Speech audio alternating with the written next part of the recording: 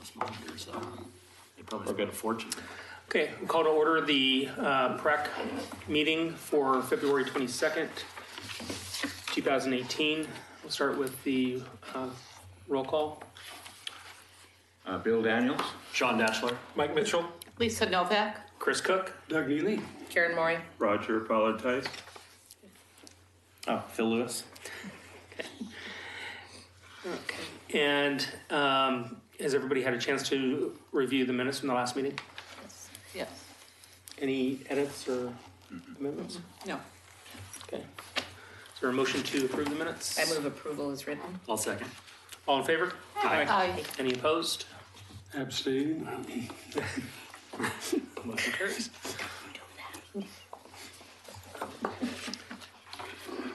And it would appear that we don't have any citizen comments tonight.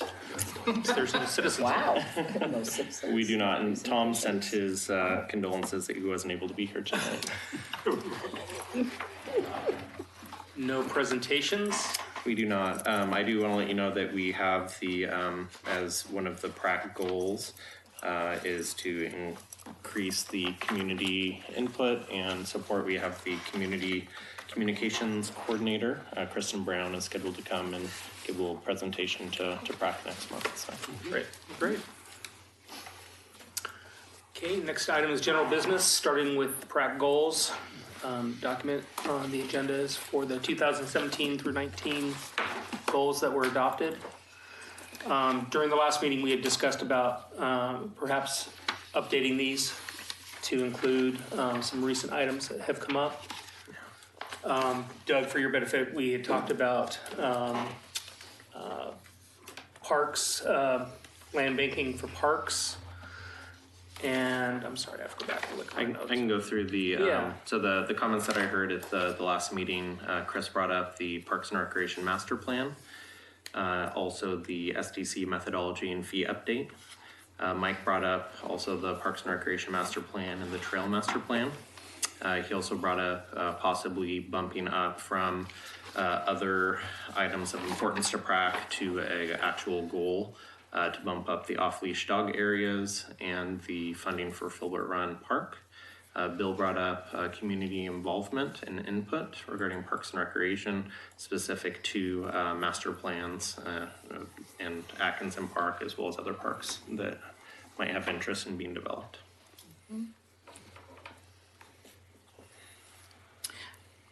May I make one comment on the third bullet, the dog off-leash areas, the pilot project? Mm-hmm. Should we remove the words pilot project?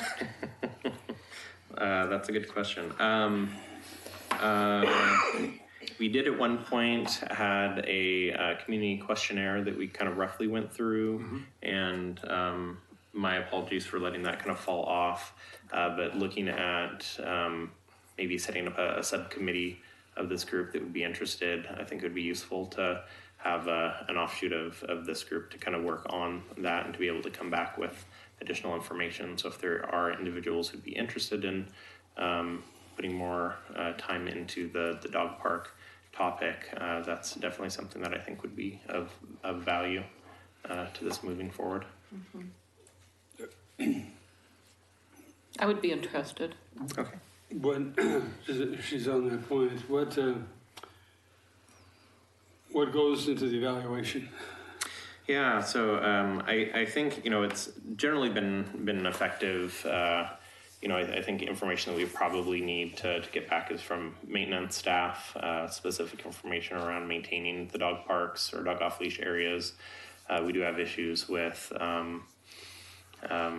users not using appropriate receptacles or using the dog bags and then just dropping them instead of actually taking them to a receptacle appropriately. Generally, the dog off leash areas are actually, even though there are more dogs, better kept than some of our regular parks where dogs will use the restroom and then just the owners will walk away in those areas. So the dog owners that choose to use the off leash areas, although there are issues, tend to be a better lot, especially when you look at the use ratio that you probably would see at other parks.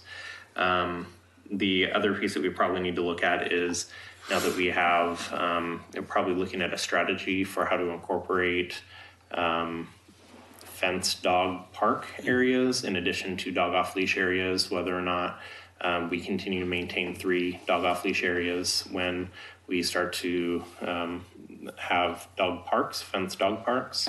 Glen Oak being our first scheduled dog park within our system. Something that would probably be advantageous for us as a system of parks is to have an additional fenced dog park so that we can maintain and shut down and do maintenance procedures on one of the parks, but still have a fenced dog park in another area of town that we could have users go to, particularly during the rainy season. It will be very difficult to maintain. As Glen Oak, I believe, is called for a grass dog park area. And knowing our winters like we get, and as soggy as it can get out there, it's going to be difficult to maintain at a high level. So kind of working on strategies, more than likely. And then additionally, again, looking at if we were to have an additional dog park, what that would look like. So if there is, might be nice to have one more member if there is another member that would have interest. Yeah, I would. Okay, great. So Lisa and Mike. So is it in the plan for Glen Oak to have a fenced dog park? It is, yeah. Because I had somebody ask me about Oh, yeah.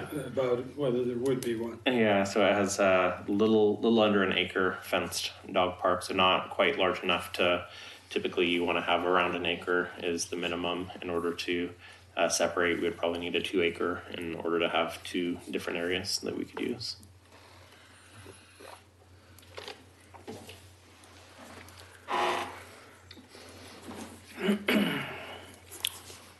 Any other discussion on the off leash dog parks? So there's interest in moving that up to an actual goal. Is there consensus? I think just around amending that? the current one would be appropriate. Amending it in what way? Well, we talked about removing the word pilot. But it still is. And we've never reviewed it, so I can't see changing the wording until we've effectively done our job. Okay. So I mean, I get the point. We've drawn out this for like 3 years. Well, It was supposed to be a 1-year pilot, but we still haven't completed the task of evaluating a pilot. I think at least put a date on it. Put a Yeah. goal. what information would be useful to provide to you to evaluate the effectiveness of the pilot project?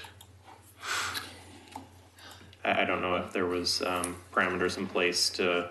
There never was any ground rules. Okay. I think that's what maybe these two can help come up with. But I mean, to me, it's staff time, maintenance, general user feedback. I think we even talked about putting a questionnaire on the website, you know, just in general, looking at all those things. Yeah. And I think there's possibly even some advantage to non-fenced dog parks as opposed to the typical trended fenced. So I would be curious through the questioning to know what people think about that. Yeah. Okay. Great. So maybe we'll meet as a subgroup, kind of go through the parameters, come back to PRAC and provide information and great. Perfect. Can we put a date on that though? Maybe by next meeting, would that be possible, or 2 meetings out? The only reason I say that is that, you know, it has been drawn out for some time. Yeah. And Yeah. we've never really put a date on it. So. Well, and I look at this goal, this is a biennium goal sheet, and it's still on there, and we're still in the biennium. So from my perspective, we're still within the proper window of achieving the goal. I think maybe too, because we need information from Phil. 2. I would Can we agree. come back in April? Yeah, just for an update, yeah. Great. That's fair.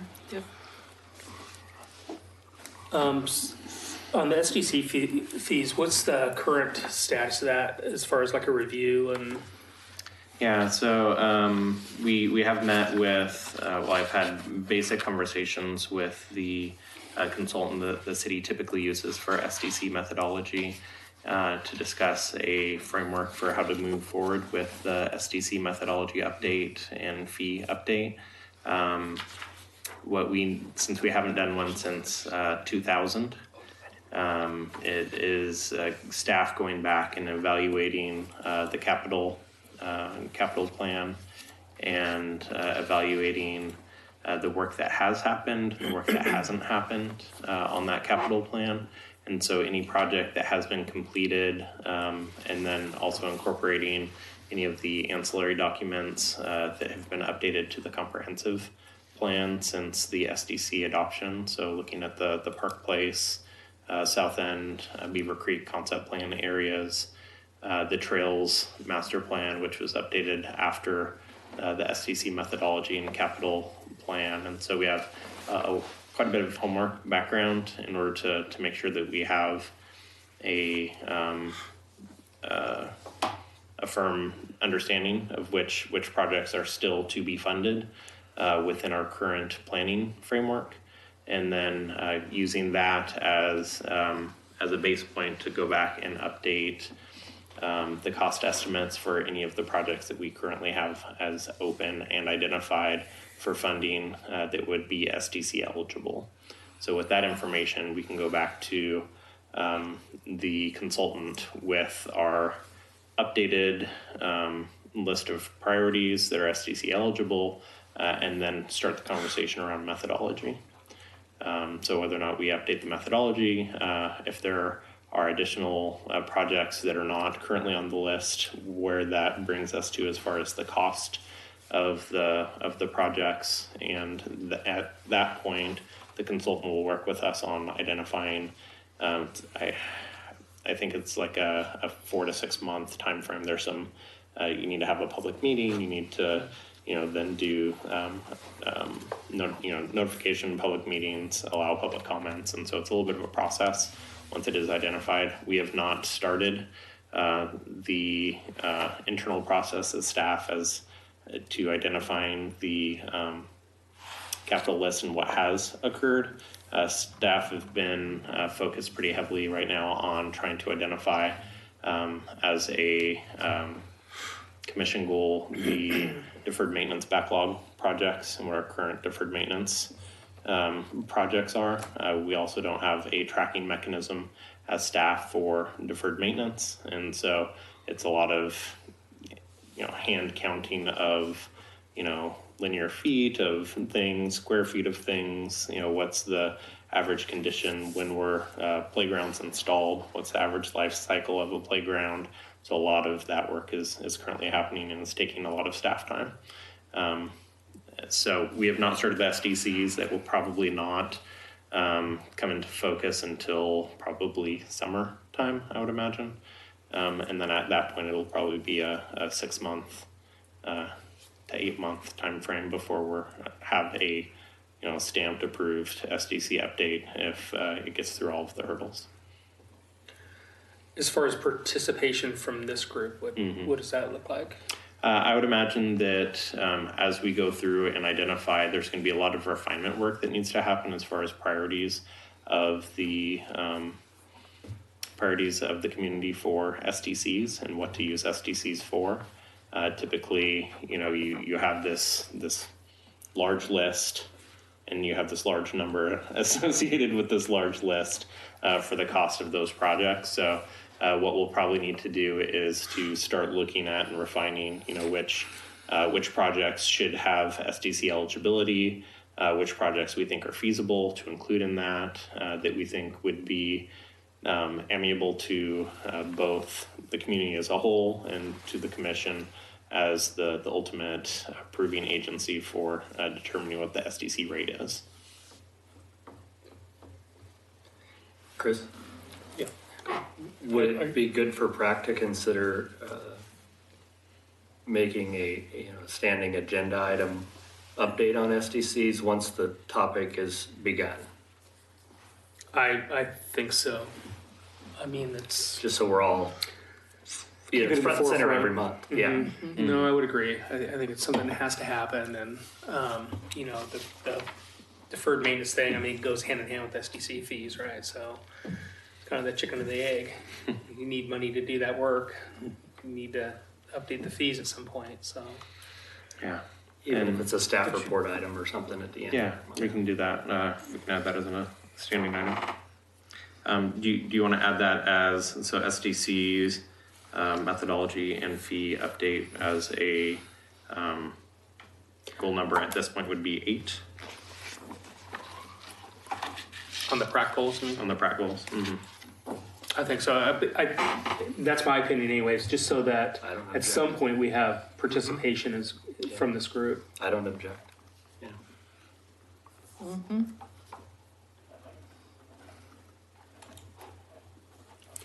I make a related request? I think it'd be good for us to see the Trails Master Plan again, and I'd be specifically curious, as developments have gone in, where have the easements gone? I presume these developments are including easements for those trail master plans, and I hope that's been happening, but I'd really like to know how development and our Trails Master Plan has gone forward in terms of guaranteeing those easements. Yeah. I can add that as a presentation topic for next month. Yeah, not necessarily next time, but where One of the where it's going to easily fit in. Okay, yeah, definitely.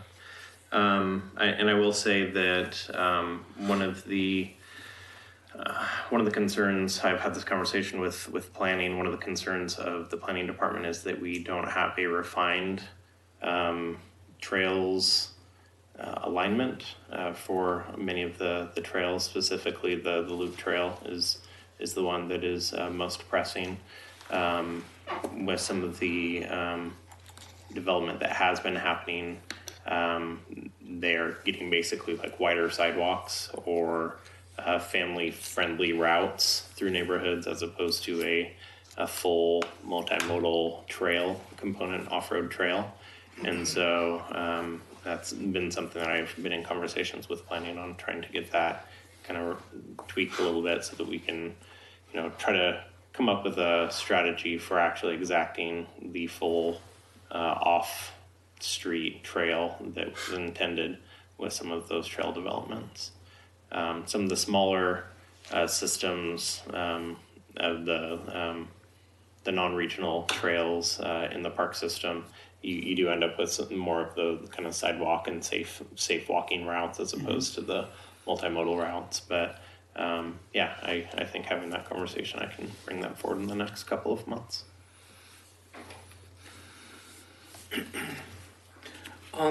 You mentioned one item in your list, and that was the Filbert Run site. Was that around funding? Yes. So it is identify funding and begin construction of the park site located. Oh wait, no, I'm sorry, that's the Glen Oak one. Initiate formal. No, that's not it either. Oh, there it is. Identify funding for construction of the park in Filbert Run neighborhood as one of the additional items of importance to PRAC. So would that look like just amending number 5, where we have Glen Oak to include Filbert? Yeah. That'd be appropriate. So bumping that up to number 5. Well, just including it in number 5. So amending number 5 to. Well, Or do you want to keep them separate? Glen Oak is quite a bit further along in the process. Okay. So, Glen Oak is moving to construction, right? Funding is identified. And the funding is identified, so So update. it's number really 5 a to separate, say it's really a separate item. complete construction of Glen Oak, and then number 6 or whatever. Identify funding and begin construction of Filbert Run. Right. Yeah, and the Filbert Run, so we're currently going after grants, state park grants for Filbert Run as well. As we discussed at the last PRAC meeting, we'll probably be coming forward in most likely March to ask for a formal letter of support from this group, to have the chair write a letter of support for that application. Okay. And I was kind of one of the initiators of putting these additional items down there and not putting numbers on them several years ago. And it just kind of occurred to me that really what we're doing is what it was, my intention was these things should start moving up as things move away. And then, we should start then thinking of what now should we add back to the bottom of the list for those next kind of just over the horizon topics. As we do that, we should think of it, I believe, in terms of next year. Of course, the city commission will be looking at its next 2-year budget cycle, and flag some of these additional items of importance, probably flag them higher up in the system. Which, Yeah. So rather than going through and trying to hash them out now, would it be appropriate to maybe have a subcommittee maybe go back and reprioritize these and add the new items that we've been talking about and then bring them back? Or do we want to do that now?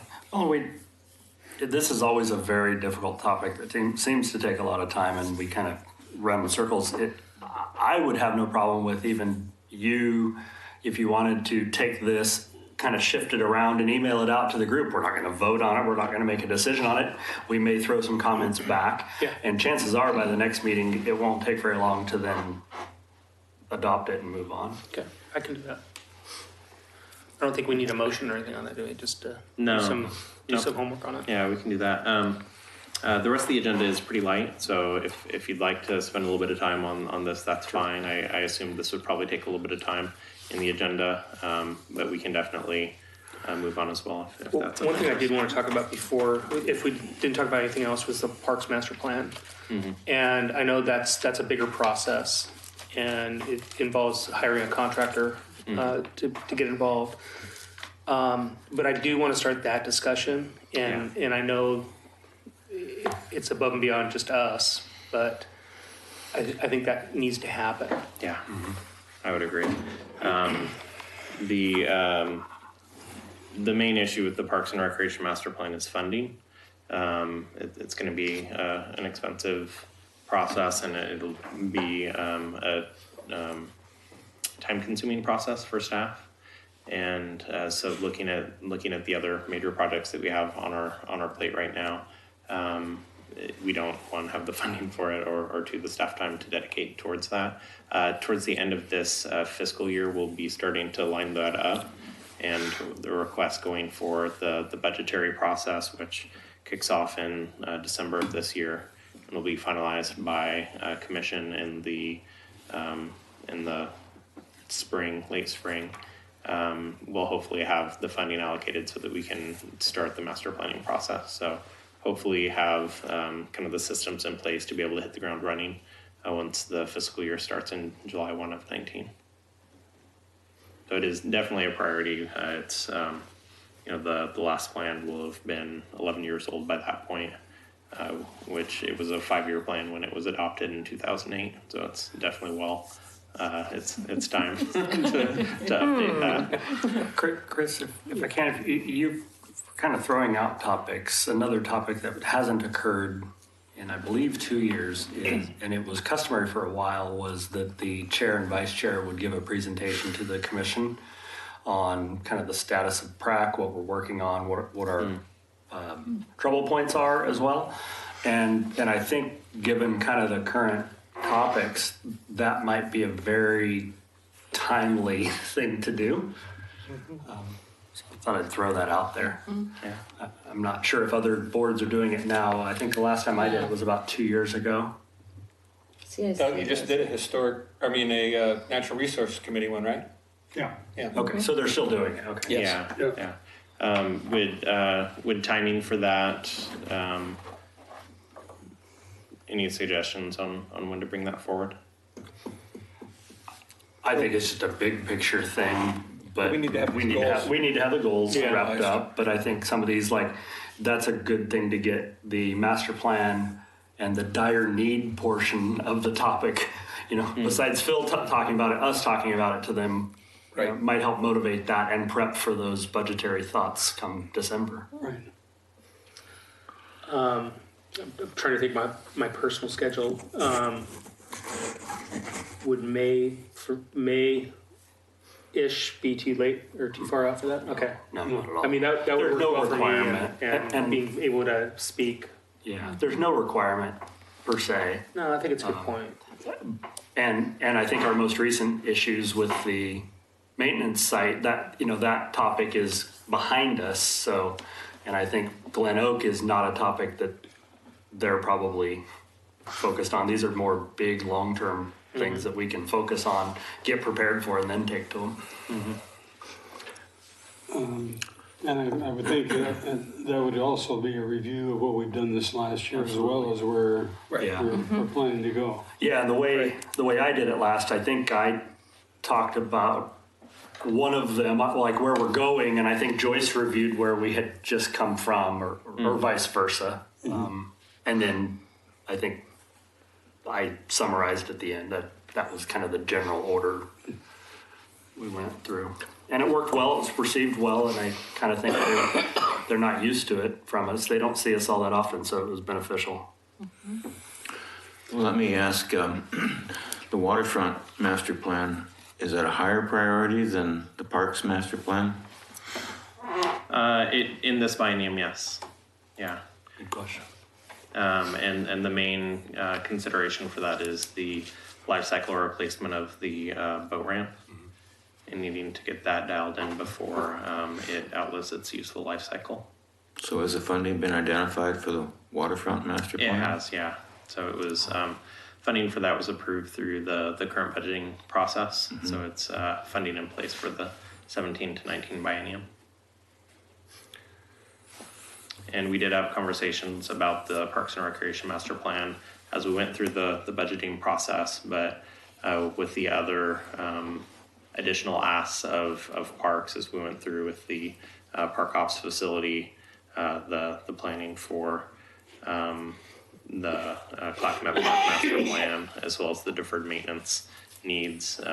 Unfortunately, the Parks and Recreation Master Plan was not selected to be funded. Phil, I've got a question about the timing for the grant proposal for that goes to the state for Filbert Run. Yes. When does that have to be submitted? April 1st, I believe. Reason I bring it up, when Glen Oak was turned down the first time, I recall reading that at least one of the graders graded it down, took some points off because it had been so long since there had been public input.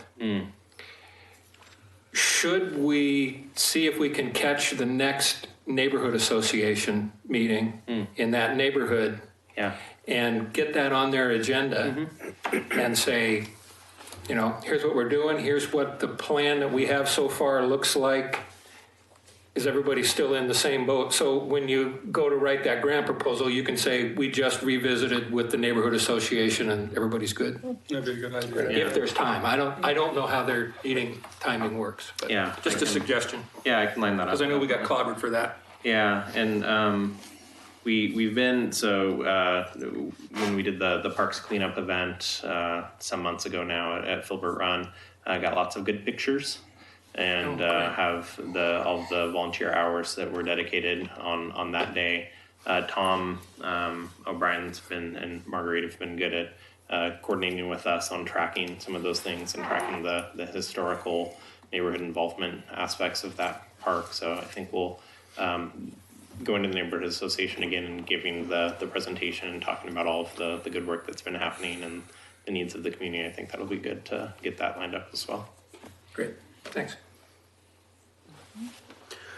Was there anything else that we didn't cover on that list that you read off earlier? That Yeah. anybody wants to discuss? So the only one that we have not discussed yet is Bill's request for the community involvement and input regarding Parks and Recreation. And you said you were going to have somebody come.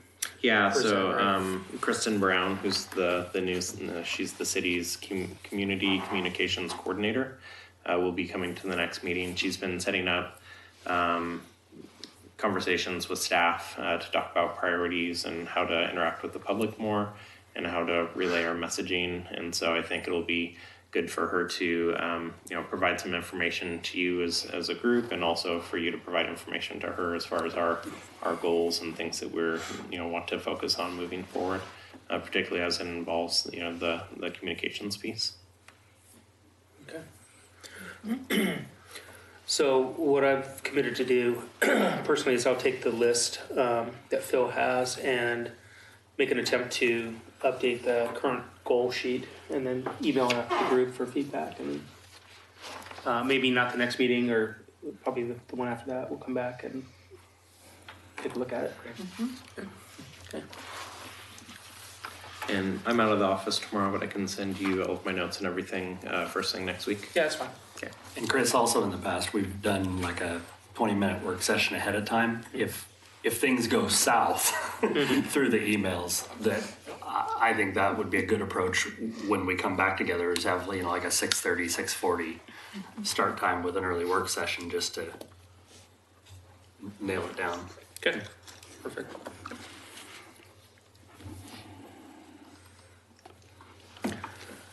Okay, Buena Vista House. Yes.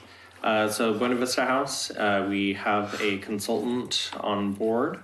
I meant to send out an email to the stakeholders earlier today, which has not happened yet, but hopefully it will be sending out after the meeting tonight to start to align the stakeholder interviews. So the process will be to have stakeholder interviews with the consultant talking about the needs of the stakeholder group and visions for the facility, as well as they'll be meeting with staff to kind of go through the project. Our first meeting with the consultant is next week, and then we have two roundtable meetings scheduled, one for April and one for May.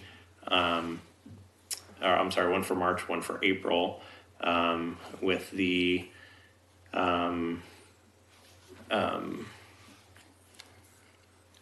dates have not yet been set, so we're trying to work through availability with all the stakeholders to make sure that we have availability. Two members of this group also that had volunteered, both Karen and Roger, to sit and represent PRAC at those meetings, as well as I know we have Bill Daniels and Denise McGriff and Todd Island as identified stakeholders from the community that are interested in the project. So those meetings will be happening again during March and April.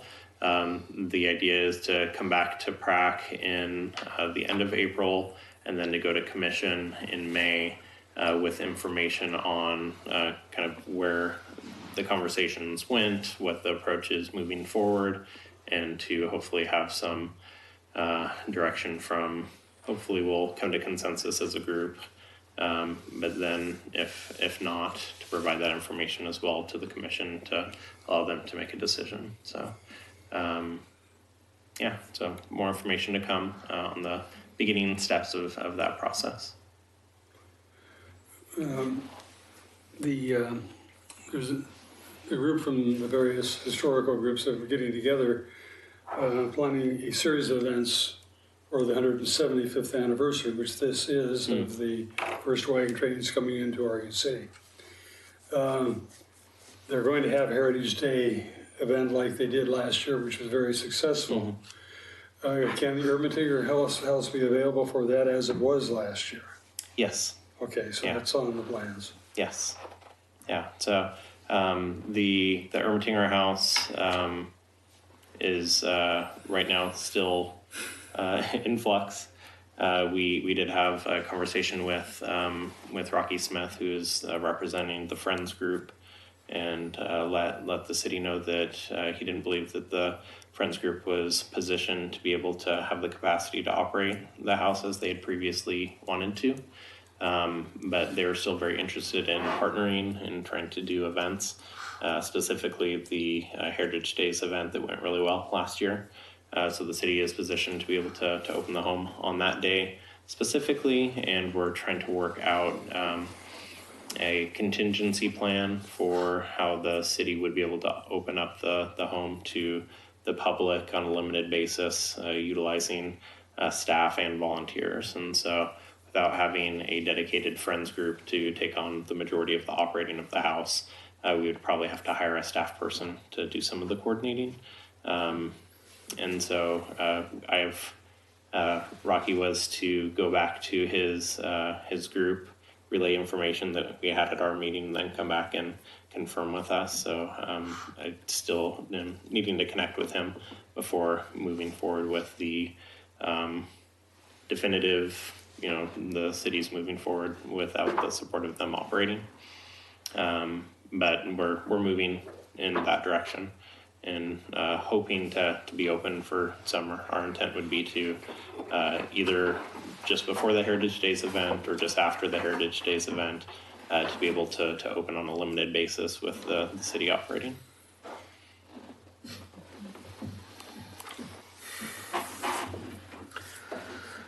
Willamette Falls Legacy Project.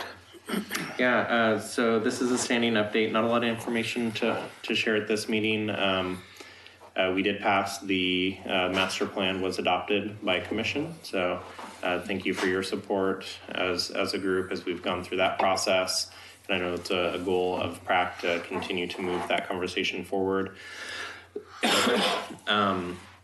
As of right now, we're working on continuing to have conversations with the property owner to move phase 1 forward in a meaningful way.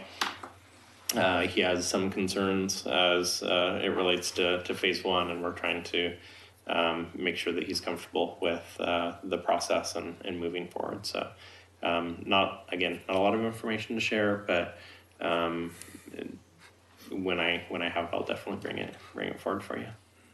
We do have the tour scheduled for early March. We have a couple, we sent out an invitation to this group, and we have a couple members who are signed up and interested in going. If you did not get an opportunity to sign up and are still interested in going, feel free to send me an email or let me know. Even right now, you can let me know. I believe it's March 3rd, is that right? The second. Friday, whatever it is. Yeah, so that Friday. So if you're interested, it's that Friday afternoon. I can add you to the list and get that information to Christina Robertson Gardner, who's our tour guide for that day.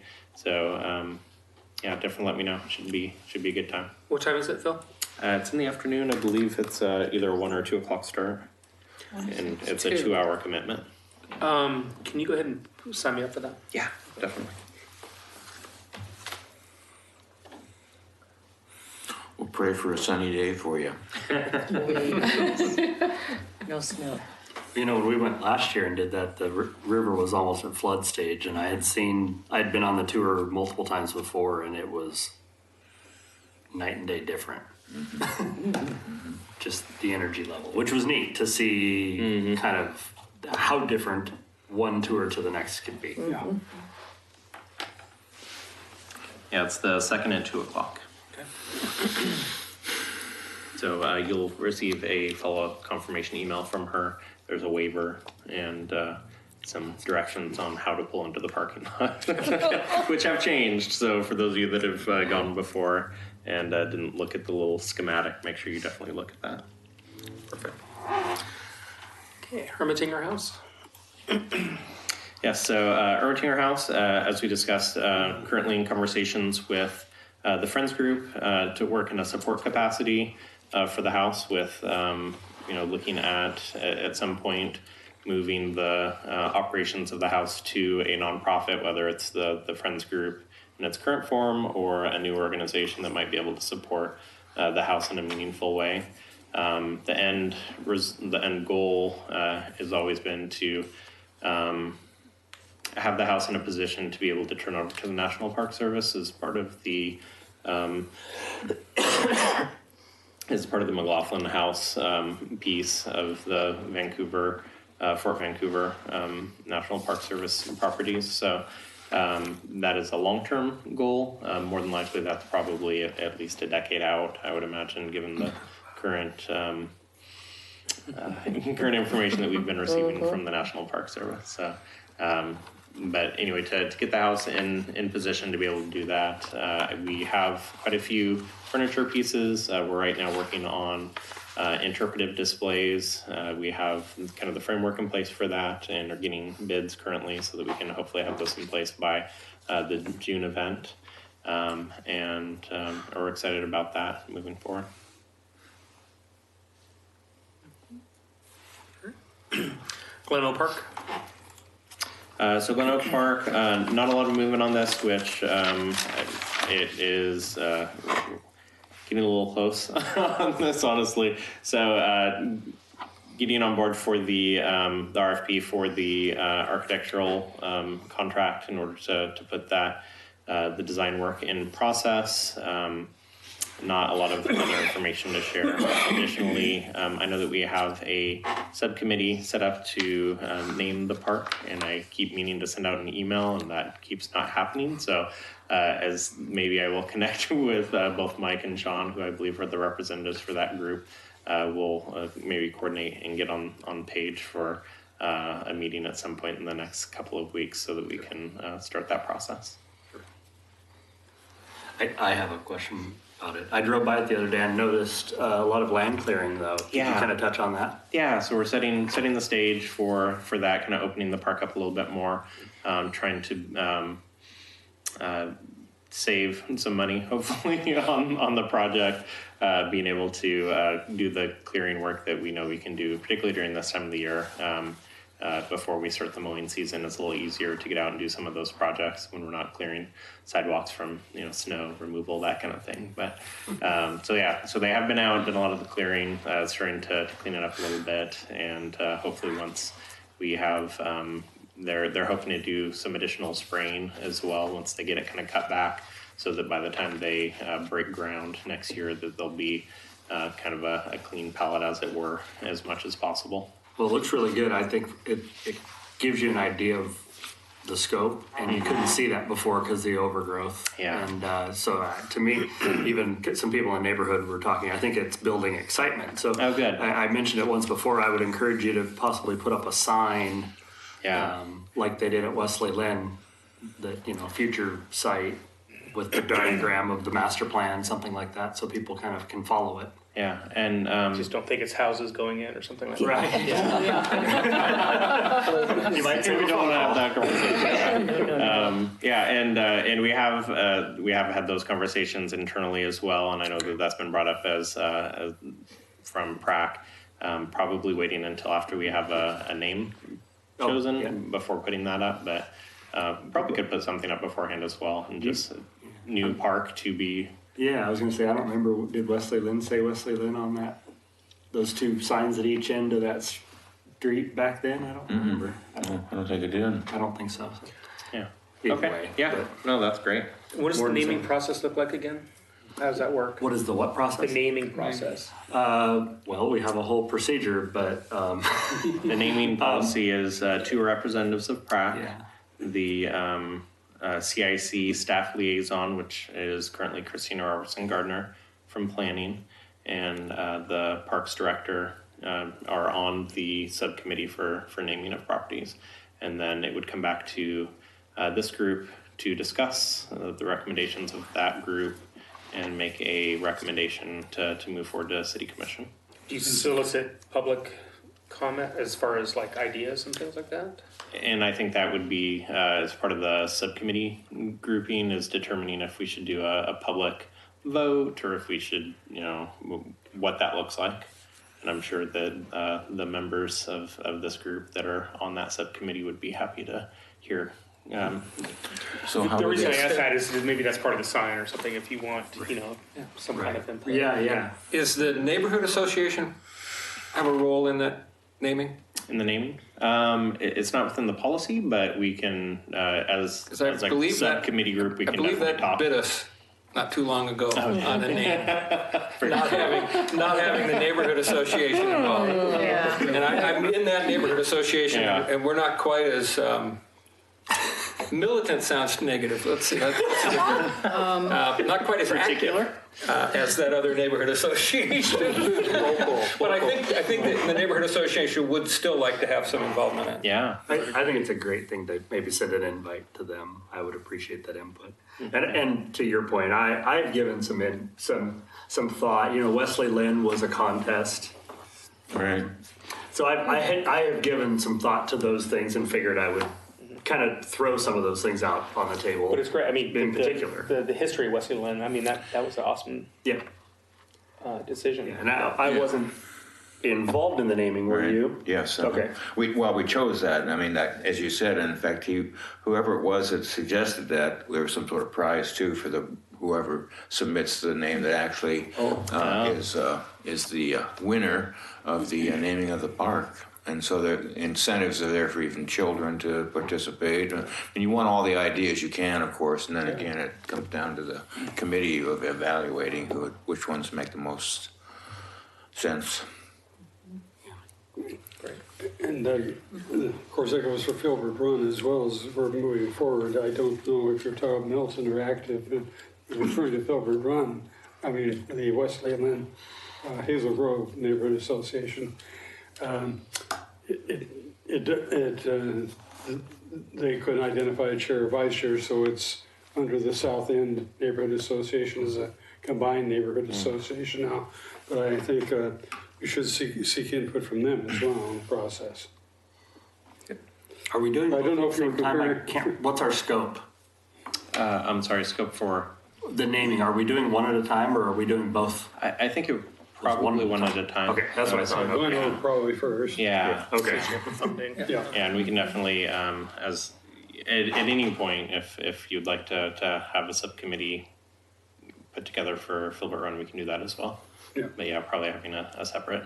Maybe one this year, one next year, as the financing all kind of aligns one year to the next. Yeah. Makes sense.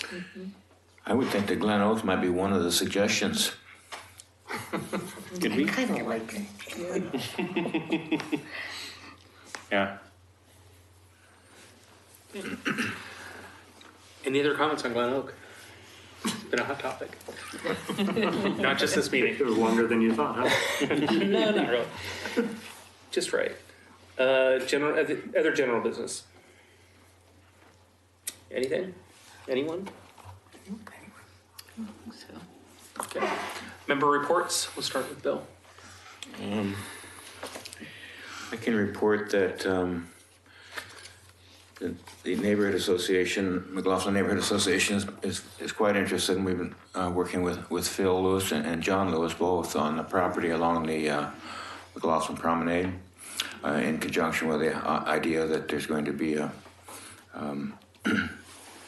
Willamette Falls Legacy project at some point to completion. And so the improvement, I don't know if any of you had a chance to walk that promenade in the last 2 weeks, but did you? Good. But it did get cleared off of all the most of all the woody vegetation on the scope of work that ODOT performed. So that went all the way from VFW Hall, basically all the way up through where the tunnel is. So when you look down below, it's just a little before the flagpole. And once we knew what had actually been performed, that we are submitting a Metro Enhancement Grant. There's actually 2 of them coming forth. Phil's probably familiar with both of those, at least in conception. And both of them, I think, are forwarded through the McLaughlin Neighborhood Association as a point person or point body. And so the one on the Bluff side will roughly, we've actually had contact today with ODOT, the same people we met with here in City Hall several weeks ago, about what we're trying to do, because we understand that's their right of way. And we're going to basically, the plan is to broadcast wildflowers. Poppy, for example, but flowers that will come back on their own. And there'll be some spraying involved, and and so all of that's going to be part of the submittal for the grant. It will extend all the way to the elevator. So we're going to try to go that far, and we're not removing any vegetation, but we're simply killing the noxious weeds that are on that side of and adding some light. The idea is to add a light amendment on top of the seed so they have a chance to survive with some moisture on top of them. And we've walked that area with John Waverly, and he was very helpful on what probably could be done, and for approximate costs. And of course, we'll be working on that and actually having a chance to submit that probably within the next month, and maybe I'll have an agenda item on it. We can formally talk about what we've submitted. And the other project is on the park side of that railing. Francesca Anton is actually leading that direction with parks, and there's essentially basically just putting in plant material that's going to be low maintenance, removing some invasive species on that side, including English ivy, and that will run all the way actually from I think they were talking about Third Street all the way to 6th Street, the elevator parking lot. So those are the two projects that we're hopeful on grant applications. That's my report. Well, and I'm glad Bill brought it up, but if you get a chance, walk that area. It looks really good from the work that the foundation started on one side of the walkway to the ODOT stuff on the other side. It just looks really clean down there, cleaner than I've ever seen it.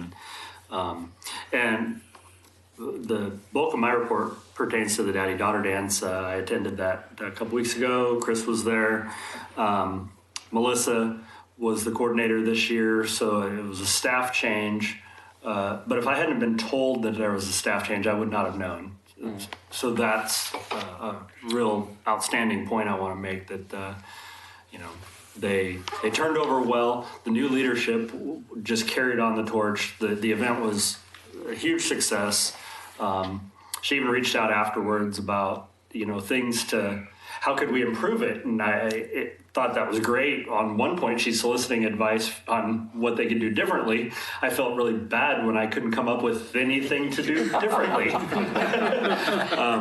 My 5-year-old, my older one, this was her first year, she couldn't go, so my 5-year-old was all I took. But she had been asking since last summer, well, how many months till daddy-daughter dance? And now she is already asking how many till the next one. It's that big of a deal to these young ladies, and so I'm glad that the city provides that opportunity.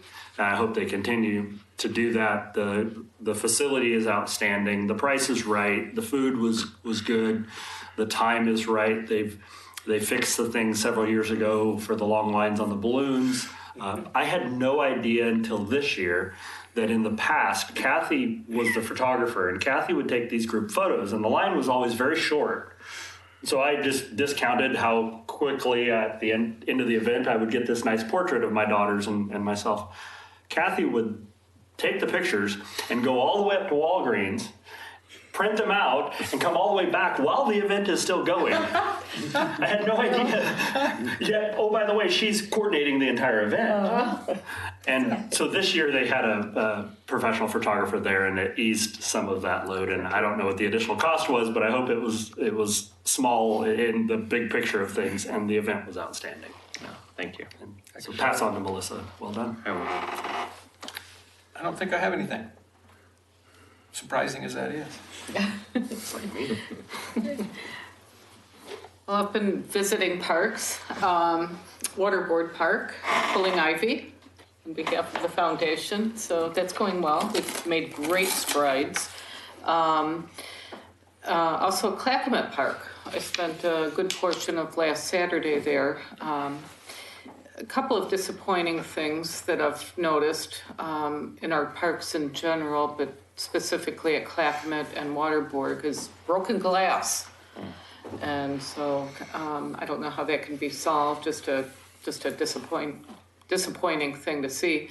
But overall, things are just on the visits that I've made to the parks. Wesley Lynn, I've been up to Atkinson. I hadn't been there in a little while. I feel that Atkinson is really a gem in that neighborhood. Mm-hmm. And, I just love it there. Just so pretty with the terracing of looking at it, full on from Abernathy Road. It's just really pretty to look at. And then once you're up there, it just, it's really a diamond in the rough is how I would describe it, as well as Waterboard. So just touring the parks, it's been fun. So, yeah. The only thing I have to pass along is my 6-year-old's approval of the Chapin Park drainage project. It seems to be a success, and she's happy, so that says a lot. She's not happy if you hear about it. She's a redhead, so you know. Yeah, careful. A couple things from the Natural Resource Committee.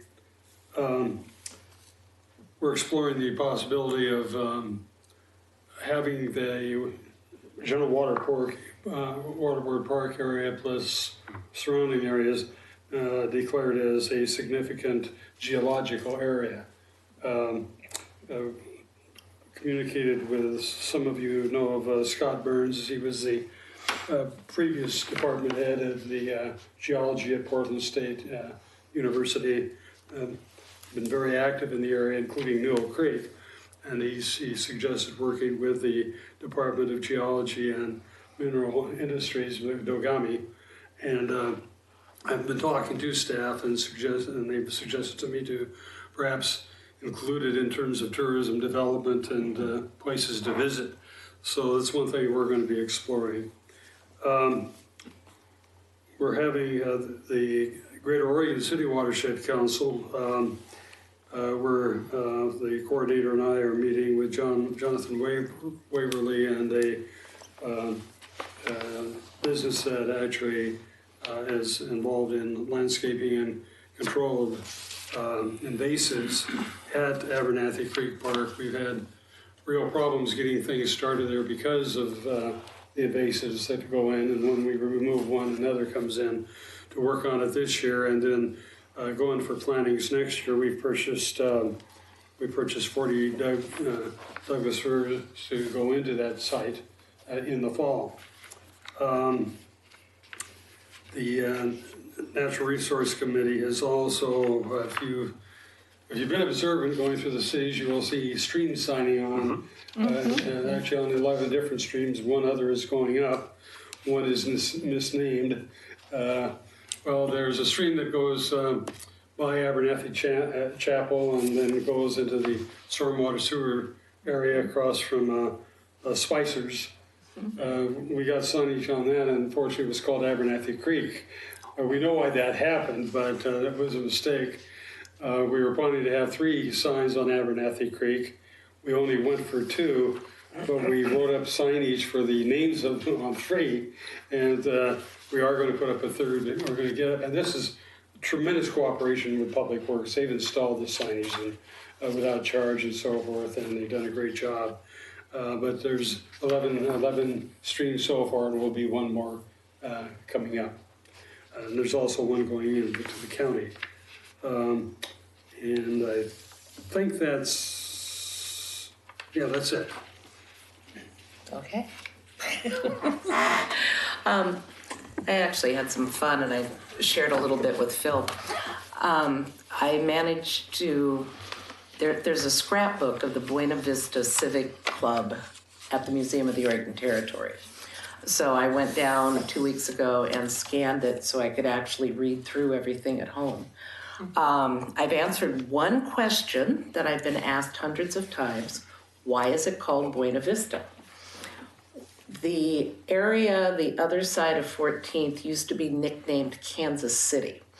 And the only reason I can think is because at 14th, the creek runs through and it's really steep. And you have to have a bridge to actually get to that part of Oregon City.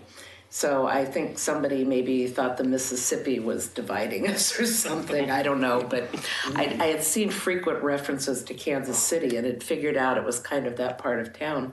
Well, Reverend Atkinson's widow, son, daughter, and son-in-law platted a portion of his property, called it Park Addition, in the 1890s. A couple years closer to 1900, they platted a second portion that they called Buena Vista, which basically was from Jackson up to Division, that side of 14th. When the Civic Improvement Club formed, they were sick and tired of being called Kansas City. So they had the choice of Park or Buena Vista, and they went for Buena Vista. So we now know that the Buena Vista neighborhood got picked for some reason because Reverend Atkinson's family named a plat Buena Vista. But it's some fun, incredible club. They had a boys band, and then there was this little competition, and there ended up being 2 boys bands, which led to the music department at the high school, a junior stamp club, a needlework club, and I'll tell you, the Buena Vista Civic Improvement Club, as they call themselves sometimes, was the original Shaker Neighborhood Association. They got in and they got things done. So that house is becoming more endeared to me, but it's also still proving to be a little bit of a mystery. That's awesome. But there's the mini history lesson for the night I've been playing with. I like it. Okay. Updates for the Pioneers Center. The tax services are full for the year, clear through April. Our trips remain popular and patrons have a very positive reviews. Jessica, I'm sorry, I forgot her last name. Jessica is working on a trip in the fall to Leavenworth.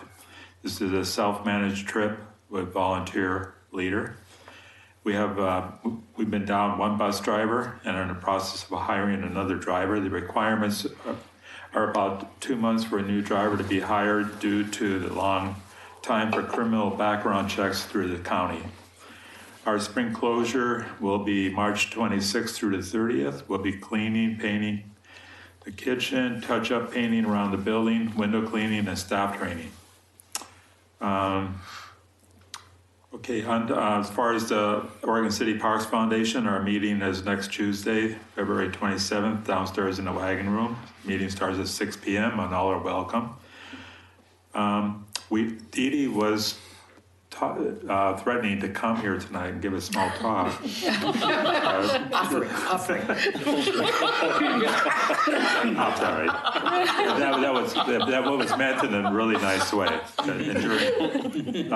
It was part of what she wanted to talk about was there's currently in Waterboard Park down by the Army down there on the pole, there's a sign that has a telephone number on it and for volunteering to help pull the ivy. And it's been up for a long time. It looks pretty old. And I think the telephone number was related to the armory, people at the armory.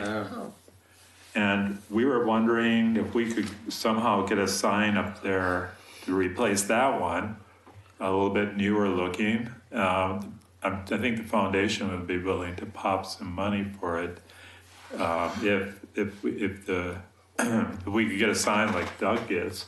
Nice signs like that. Put up there. We got a good coordinator that does things. So I think that's what she wanted to, one of the things she wanted to talk about tonight. And that's, I don't know how that's possible. That. Yeah, I think we can get that done. Yep. Okay. So I don't know if should I have Dee Dee call you? Have her get in touch right. with me and we'll work out the details. Okay. And that's about all I have. Okay, thank you. Staff reports? Yeah, so staff reports, you should have all received the recreation reports from Denise through email. A couple of other things to note. So we did planning and parks went before the planning commission for the McLaughlin-Kenema Trail, and it was approved and moved forward to city commission. Presented this week, just yesterday at the city commission meeting, and they had some concerns in regards to the properties between the PG power station and South 2nd Street, and the current plan that called for doing possibly one route along 99E or possibly another route back behind the properties, and commission had concerns about that. So it has been placed on a continuance, and we will be going back before the commission in March 21st, to present again, have had a very brief conversation with one of the property owners last night after the commission meeting, and are going to go back and kind of talk with them again, property owners in that area, to try to come up with a workable plan that will be supported by the commission. So, What was their big concern? Was the South Second, the pedestrian going across the South Second there to get to the one that goes behind some of those properties? yeah, so they so the plan does call for, you know, engineering work to happen, transportation engineering around how to cross South Second. So whether that's across Tumwater or if it's closer to 99 or closer to High Street, to be determined for the safest route, and to be determined based on what that extension looks like between South Second and the PGE property. So if the continuation is along Tumwater, it would obviously make a lot of sense to probably try to do something around the Tumwater South Second crossing. The temporary trail alignment does take you up South Second and then across at 99E, I believe. And so, you know, whether or not that's the permanent alignment once that happens, or if it is crossed at South Second. There were some concerns from the commission voiced about their, which were brought up also at the advisory committee meetings around, you know, if there was a barrier in the middle of South Second at Tumwater for pedestrian crossing with an island, you know, how would that affect travel times, you know, turning, you know, people coming down quickly down Second, as well as the intention of closing. So one of the options was to close Tumwater off of 99, the left-hand turn onto Tumwater, which ODOT supports and the city supports, and it seemed like pretty much everyone supported. But it would also be a removable bollard kind of style where it could be used as an emergency detour route if 99E had to be closed for either rockfall or inclement weather, or some obstacle that would require larger vehicles to turn around. They would use that turning off of 99E down 2nd Street and then up Tumwater to then go back to 99E heading north instead of south. So many different things were brought up. The main concern I think that they had was the concerns of the property owners. Yeah, so I thought we addressed all those in our extra meeting. I thought we did as well.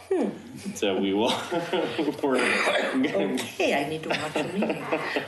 So we'll be, you know, readdressing, trying to figure out if there's a way to do that. You know, at the end of the day, there is a connectivity that will happen there, and future development will most likely spur what that permanent alignment looks like.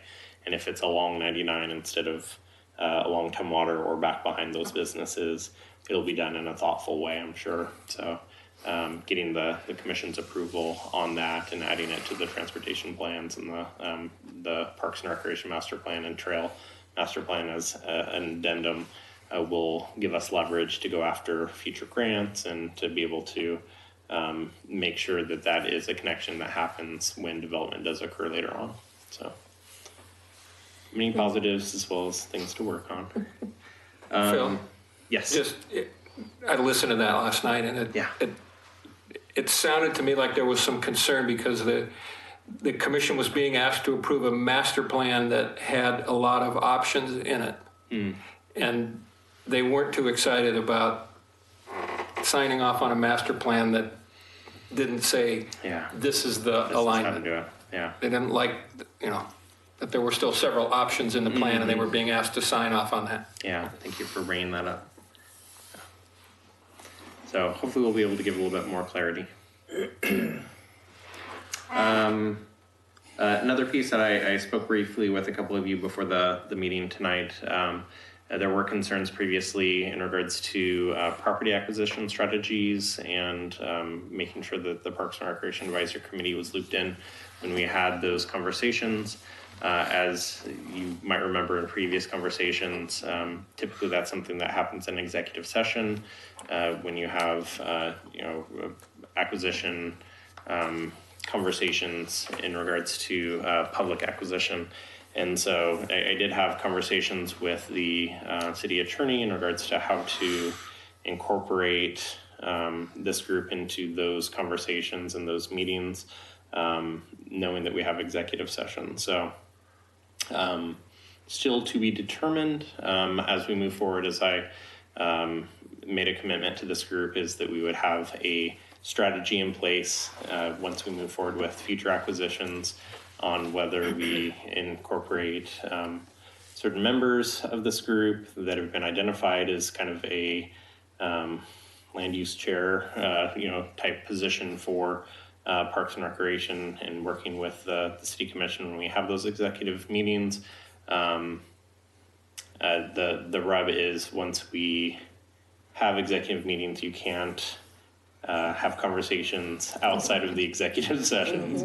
And so it's mainly to have, maybe a voice or two in that group that, 9 members of a group in an executive session of 5 members of the commission is a bit much. So maybe having a couple of members of this group that are a voice of PRAC as we go through those conversations, and an acknowledgement of this group that,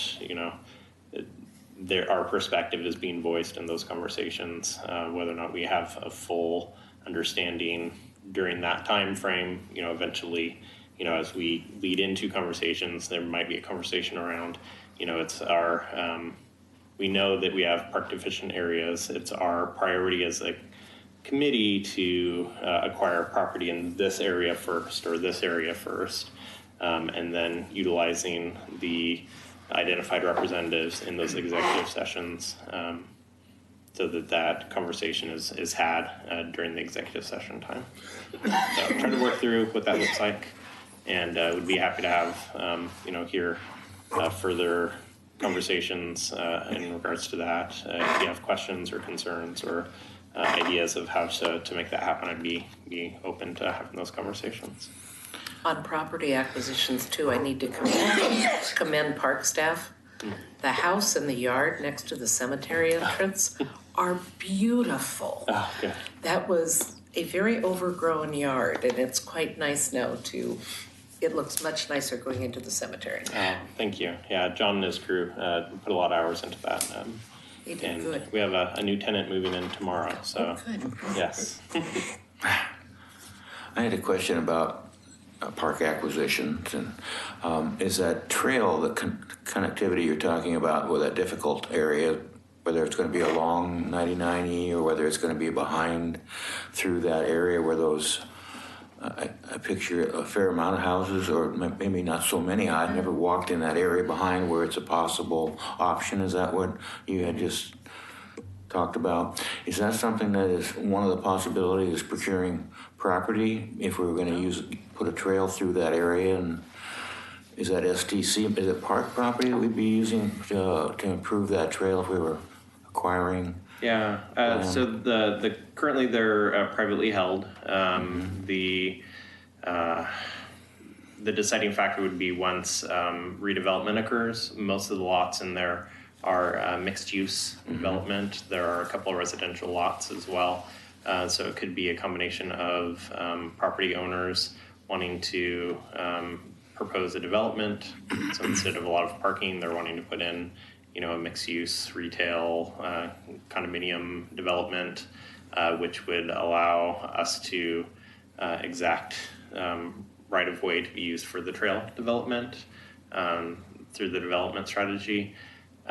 The other avenue would be to, acquire easements or property acquisition in that trail corridor in order to provide the trail access. So depending, that would be a long term, but having this adopted plan in place would allow us to start that conversation. All right. Yes. My only comment on your previous statement regarding PRAC representation is I would fully support just chair and vice chair. They're already elected and we voted for them rather than having an additional. I mean, I would be very comfortable, whether Chris tells me what the story is, but just knowing Chris knows all these goals and being that perspective there, and Lisa, that would be more than sufficient. Great. Would we, we're kind of outside of the general business topic, but would it maybe we take a quick vote in case there are property pieces that I would like to nominate Chris and/or Lisa serve as the PrAC representatives during executive sessions for park-related acquisitions as requested by the City Commission. Second. All in favor? Aye. Opposed? Great.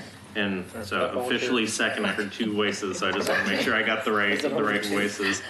I heard Mike and Doug, I believe. You guys want to wrestle over it? Or? Let Mike do it. I don't deserve to do the second after I missed the last meeting. So.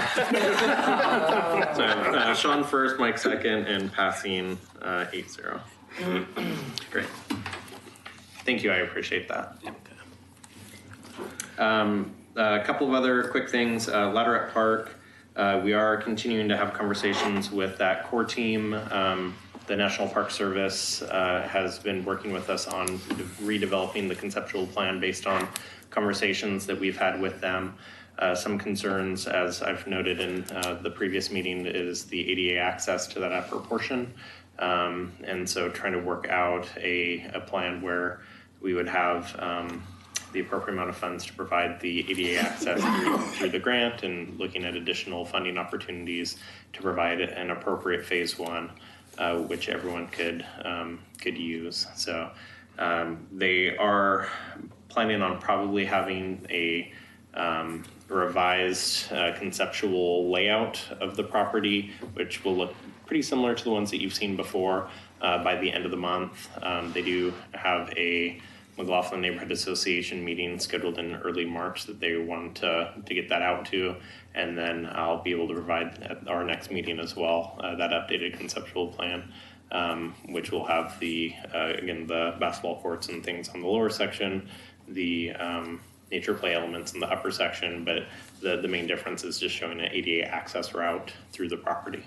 So they are still planning on a June DPAVE event for the upper section of the park, and I'm sure we'll be looking for volunteers for that event if anyone is feeling strong and wants to get out there and list some sections of asphalt. It would be very much appreciated. Get DD down there.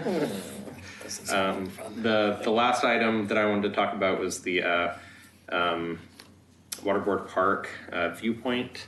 I know this came up at a CIC meeting somewhat recently, and I believe it was Mike brought it up at the PrAC meeting somewhat recently. The Rivercrest Neighborhood Association reached out to myself and to Chief Band to come to their upcoming meeting. So we are coming to the March, I believe it's 15th meeting of the Rivercrest Neighborhood Association to discuss what's happening there, try to strategize on what we can do, and hopefully come up with some solutions.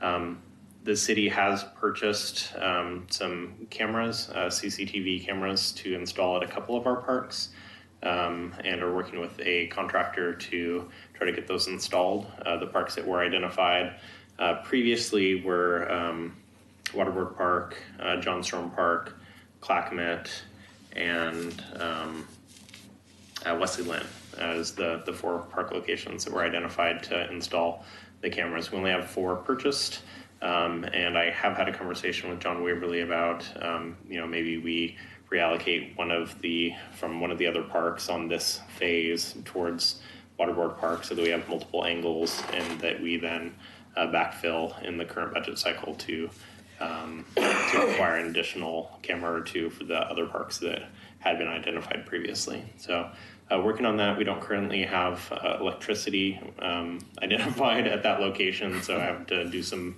background work on getting electricity lined up at Waterboard in order to install those cameras, but that is in the works.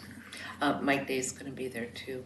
Oh, great. Which may address some of the issues in Denise's report. Oh, yeah. What have been the issues of Wesley Lynn, out of curiosity? at Wesley Lynn. Yeah. We've had some issues with had some graffiti issues. A lot of the time they're like ripping off the gutter system off of the restroom facility, pulling off the electrical outlets at the shelter, or breaking tiles.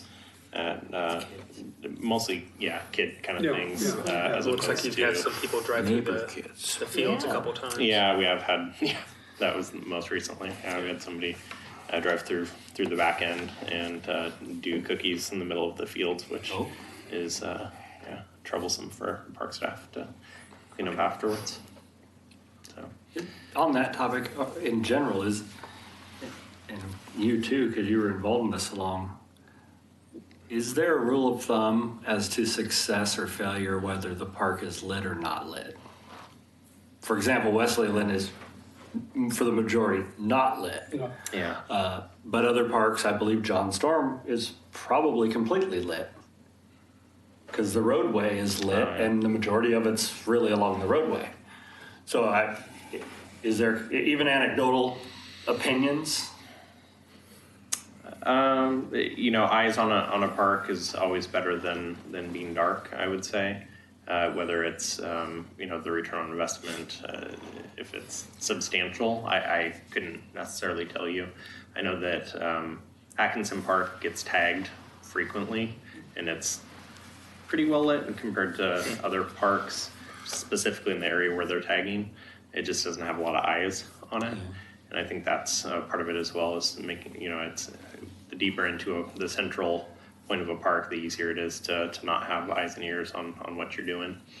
But yeah, I would say lighting's always best. We have lighting in parks, and that as we move forward with newer park developments, particularly as we're looking at regional and community parks as opposed to neighborhood parks or pocket parks, to have lighting included in those developments would be ideal.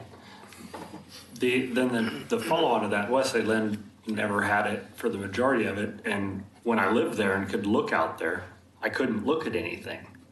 And so the neighbors eventually stopped looking, which is your first neighborhood watch. So if you can't see, Yeah.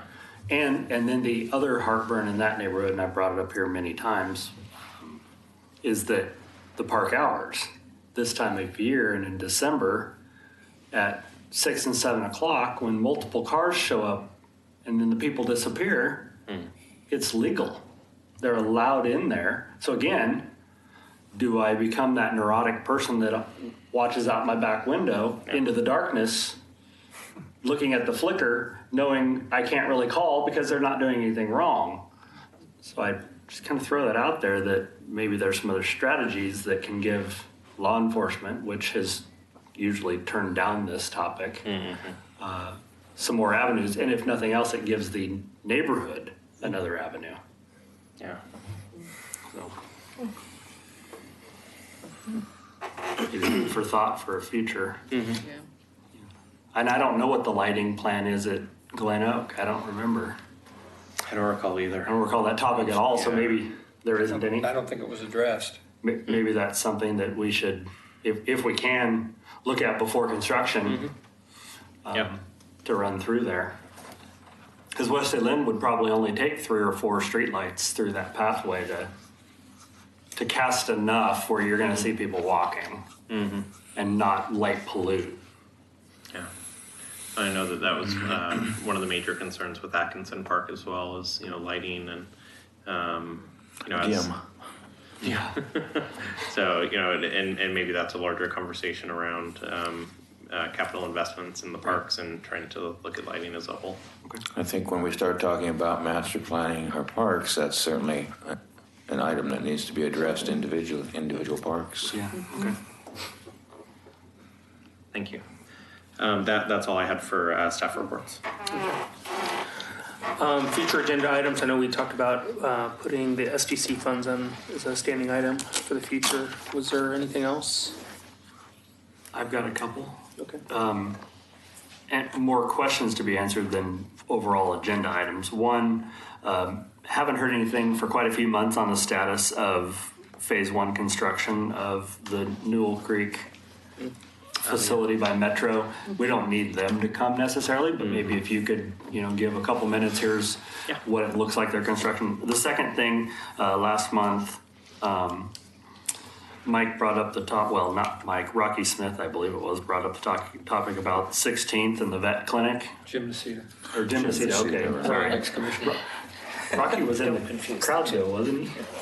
Yeah, he was here the whole meeting. Anyway, I just wanted to bring that topic up again and see if there was any traction with that. And so if it's a longer answer than no or yes, then we can put it off to another meeting. But that was a very intriguing topic. I looked at it specifically about a week ago. Yeah, and I can tell you that the city as a whole, we're working on, the commission asked staff to go back and look at properties as a whole, what properties we hold, why we hold each of the properties that we hold. And so Parks and Public Works as the largest owners of land in the city are working together to try to identify each of the parcels, what they are, what purpose they serve. And so that one, for example, would be, as we're working through each of the details of each of the properties, if it has strategic value for Public Works, and if not, would it make sense to have it incorporated into the park, and then what that process is. So I can probably, within a couple of months, come back and give a more substantial, conversation on that. That'd be an exciting topic. So yeah, I'd rather hear the big picture down the road. I had a question, and we talked earlier about master planning for the waterfront parks, and so I didn't quite get an idea. I know we have funding. That's what I heard you say. So where is that in our priority for future agenda items? When can we start talking about that critical area? Probably April would be the earliest we would have a conversation around that. So I would imagine that we'll probably have a little bit more of a substantial information to share for Glen Oak at the upcoming meeting, April, for the Waterboard Park conversation. And those are the two big planning pieces that we have in this biennium that we have moving forward. Mm-hmm. Okay.